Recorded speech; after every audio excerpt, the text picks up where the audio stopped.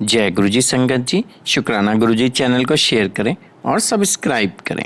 संगत जी, आज हम गुरु जी की आज्ञा से लीना जैन आंटी जी के श्रीमुख से श्री शिव महापुराण श्रृंखला के 49वें भाग में रुद्र संहिता के द्वितीय सती खंड में 14वें अध्याय का श्रवण करेंगे। चलिए प्रारंभ करते हैं। जय गुरु जी।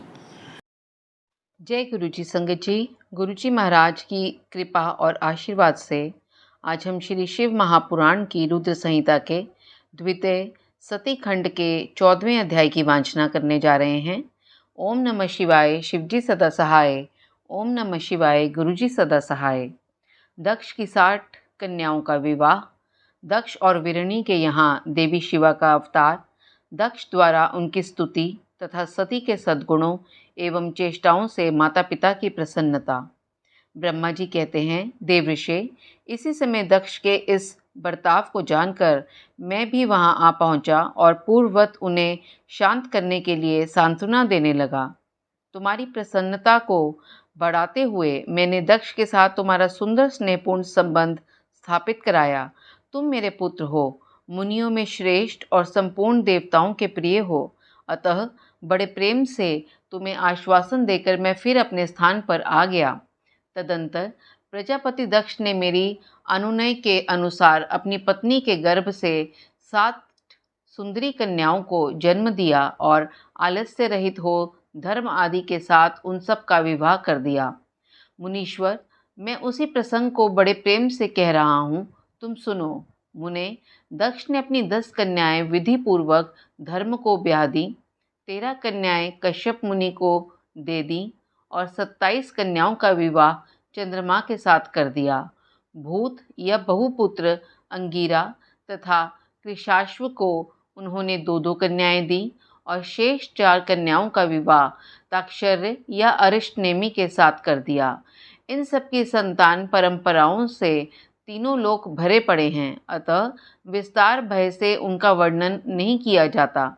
कुछ लोग शिवा या सती को दक्ष की ज्येष्ठ पुत्री बताते हैं, दूसरे लोग उन्हें मझली पुत्री कहते हैं तथा कुछ अन्य लोग सबसे छोटी पुत्री मानते हैं। कल्प भेद से ये तीनों मत ठीक हैं।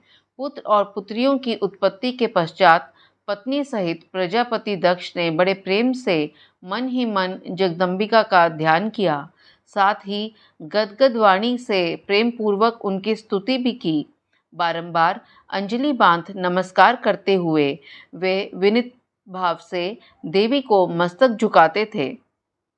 इससे देवी शिवा संतुष्ट हुई और उन्होंने अपने प्रण की पूर्ति के लिए मन ही मन ये विचार किया कि अब मैं विरणी के गर्भ से अवतार लूं।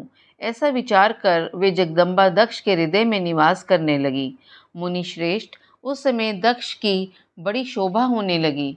फिर उत्तम मुहूर्त देखकर दक्ष ने अपनी पत्नी में प्रसन्नतापूर्वक गर्भाधान किया। तब दयालु शिवा दक्ष पत्नी के चित्त में निवास करने लगे। उनमें गर्भधारण के सभी चिन्ह प्रकट हो गए। तात उस अवस्था में विरणी की शोभा बढ़ गई और उसके चित्त में अधिक हर्ष छा गया। भगवती शिवा के निवास के प्रभाव से विरणी महामंगल रूपिणी हो गई। दक्ष ने अपने कुल संप्रदाय, वेद ज्ञान और हार्दिक उत्साह के अनुसार प्रसन्नतापूर्वक पुंसवन आदि संस्कार संबंधी श्रेष्ठ क्रियाएं संपन्न की। उन कर्मों के अनुष्ठान के समय महान उत्सव हुआ। प्रजापति ने ब्राह्मणों को उनकी इच्छा के अनुसार धन दिया। उस अवसर पर विरणी के गर्भ में देवी का निवास हुआ जानकर श्री विष्णु आदि सब देवताओं को बड़ी प्रसन्नता हुई। उन सब ने वहां आकर जगदम्बा का स्तवन किया और समस्त लोगों का उपकार करने वाली देवी शिवा को बारंबार प्रणाम किया।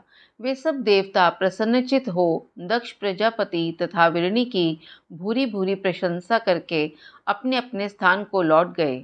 नारद जब 9 महीने बीत गए तब लौकिक गति का निर्वाह कराकर 10वें महीने के पूर्ण होने पर चंद्रमा आदि ग्रहों तथा ताराओं की अनुकूलता से युक्त सुखद मुहूर्त में देवी शिवा शीघ्र ही अपनी माता के सामने प्रकट हुईं। उनके अवतार लेते ही प्रजापति दक्ष बड़े प्रसन्न हुए और उन्हें महान तेज से देदीप्यमान देख उनके मन में ये विश्वास हो गया कि साक्षात वे शिवा देवी ही मेरी पुत्री के रूप में प्रकट हुई हैं। उस समय आकाश से फूलों की वर्षा होने लगी और मेघ जल बरसाने लगे। मुनीश्वर सती के जन्म लेते ही संपूर्ण दिशाओं में तत्काल शांति छा गई। देवता आकाश में खड़े हो मांगलिक बाजे बजाने लगे। अग्निशालाओं की बुझी हुई अग्नियां सहसा प्रज्वलित हो उठीं और सब कुछ परम मंगलमय हो गया। विरिणी के गर्भ से साक्षात जगदम्बा को प्रकट हुई देख दक्ष ने दोनों हाथ जोड़कर नमस्कार किया और बड़े भक्ति भाव से उनकी बड़ी स्तुति की। बुद्धिमान दक्ष के स्तुति करने पर जगन माता शिवा उस समय दक्ष से इस प्रकार बोली, जिससे माता विरणी न सुन सके। देवी बोली, प्रजापते, तुमने पहले पुत्री रूप में मुझे प्राप्त करने के लिए मेरी आराधना की थी। तुम्हारा वे मनोरथ आज सिद्ध हो गया। अब तुम उस तपस्या के फल को ग्रहण करो। उस समय दक्ष से ऐसा कहकर देवी ने अपनी माया से शिशु रूप धारण कर लिया और शैशव भाव प्रकट करती हुई वे वहां रोने लगी। उस बालिका रोदन सुनकर सभी स्त्रियां और दासियां बड़े वेग से प्रसन्नता पूर्वक वहां आ पहुंची। असिकनी की पुत्री का अलौकिक रूप देखकर उन सभी स्त्रियों को बड़ा हर्ष हुआ। नगर के सब लोग उस समय जय जयकार करने लगे। गीत और वाद्यों के साथ बड़ा भारी उत्सव होने लगा। पुत्री का मनोहर मुख देखकर सबको बड़ी प्रसन्नता हुई।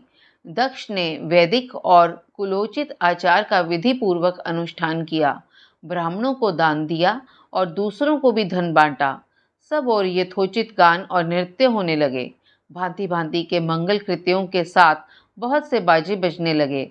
उस समय दक्ष ने समस्त सद्गुणों की सत्ता से प्रशंसित होने वाली अपनी उस पुत्री का नाम प्रसन्नता पूर्वक उमा रखा। तदंतर संसार में लोगों की ओर से उसके और भी नाम प्रचलित किए गए, जो सब के सब महान मंगलदायक और विशेषतः समस्त दुखों का नाश करने वाले हैं। विरिणी और महात्मा दक्ष अपनी पुत्री का पालन करने लगे तथा वह शुक्ल पक्ष की चंद्रकला के समान दिनों दिन बढ़ने लगी।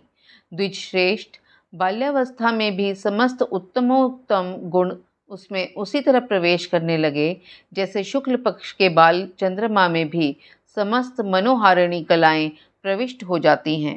दक्ष कन्या सती सखियों के बीच बैठी बैठी जब अपने भाव में निमग्न होती थी, तब बारंबार भगवान शिव की मूर्ति को चित्रित करने लगती थी। मंगलमयी सती जब बाल्योचित सुंदर गीत गाती, तब स्थाणु हर एवं रुद्र नाम लेकर स्मरण शत्रु शिव का स्मरण किया करती थी। संगत जी, इसके साथ ही श्री शिव महापुराण की रुद्र संहिता के द्वितीय सती खंड का 14वां अध्याय संपन्न हुआ। जय गुरु जी, शुक्राना गुरु जी।